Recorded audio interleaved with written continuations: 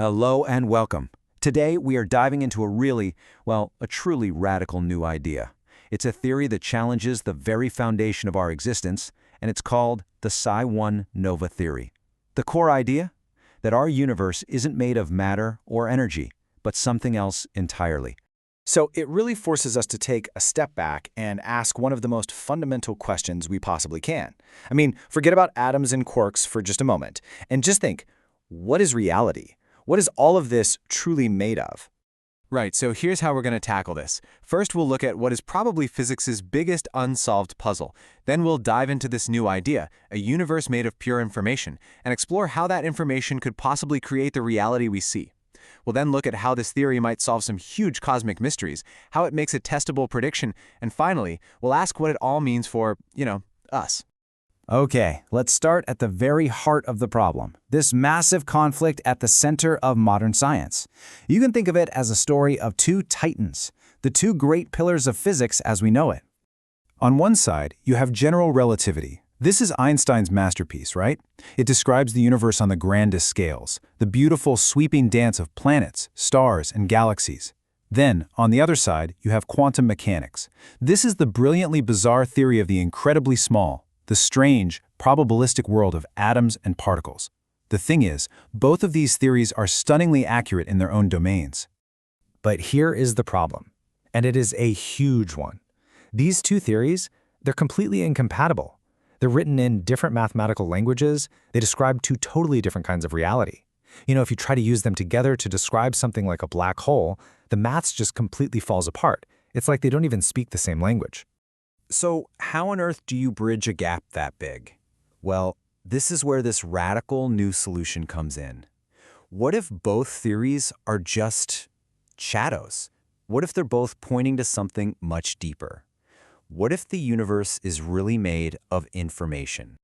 And that is the central idea of the Psi-1 nova theory. It proposes that physics as we know it, all of it, matter, energy, even space and time, isn't fundamental. Nope. Instead, it suggests everything we see emerges from a more basic layer of reality, one that's made of pure information, coherence, and structure. The theory's author, G.S.C. Linchi, puts it so well with this quote: "Space-time, matter, are treated not as primitive ingredients, but as emergent phenomena arising from the internal self-organization of informational states." Just think about that for a second. It's a huge shift in perspective. It means everything we think of as physical is actually a secondary effect. So how does that even work? How do you get from abstract information to a solid physical world? Well, the theory describes this really fascinating process, taking us from what it calls a pre-phenomenal ocean, all the way to the universe that we know and live in. Let's just walk through this process. It all starts with something called an informational ocean, basically a sea of pure potential, with no space, no time. Then, from this sea, structure starts to emerge, creating these layers or informational depths. But here's the crucial step. At a specific level, which the theory calls depth 9, the system becomes complex enough to refer back to itself in a stable way. The theory argues that this moment is the birth of an observer, and from that very act of observation, time itself springs into existence. And this is just a brilliant takeaway from the whole idea. The laws of physics, things like gravity, they aren't some pre-written rulebook that the universe has to follow. No. Instead, they're the patterns that emerge as the universe essentially observes itself and works to minimize what the theory calls informational discord. It's like a giant self-organizing, self-correcting system. Okay, so this is a beautiful idea, for sure, but does it actually solve any real-world problems? Well, this is where it gets really interesting because its explanatory power is one of its biggest strengths. It claims to tackle some of the most stubborn mysteries in all of cosmology. And here's the payoff. The theory claims it can finally unify general relativity and quantum mechanics, showing how they both arise from the same informational source. It also provides a clear origin for time. It explains why time seems to only flow forward, what we call the arrow of time, and it even claims to derive the values of some of our universe's fundamental constants directly from its own structure. Let's just focus on that arrow of time for a moment, because that's a huge puzzle. Why do we remember the past but not the future? Well, this theory suggests it's not because the universe started in some special, super orderly state.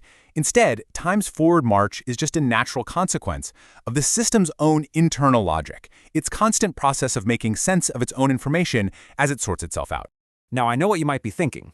This all sounds very philosophical, maybe a bit abstract, but the theory makes a really bold move here. It steps out of philosophy and into hard science by offering a very specific, testable, and falsifiable prediction. To get what it is, we need to quickly look at two numbers that are absolutely essential to our universe. First, there's the fine structure constant. This one basically governs the strength of electromagnetism, how light and matter interact. Then there's the gravitational constant, which, just as the name implies, sets the strength of gravity. Okay, so here's the prediction, the crucial point. The Psi-1 nova theory says these two fundamental numbers are not totally independent.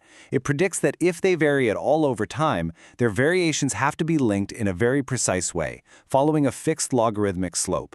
Now, this is something astronomers can actually go out and look for. If they find this exact relationship, it's massive evidence for the theory. And if they don't, well, the theory is wrong. It's as simple as that.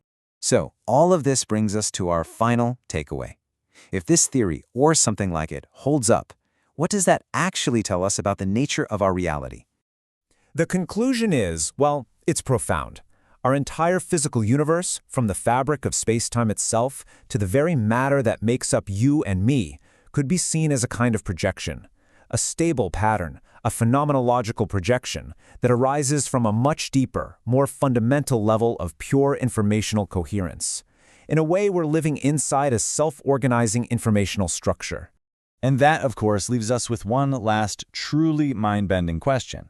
If the entire universe, in all of its staggering vastness, arises from the self-organization of information, then what exactly are we?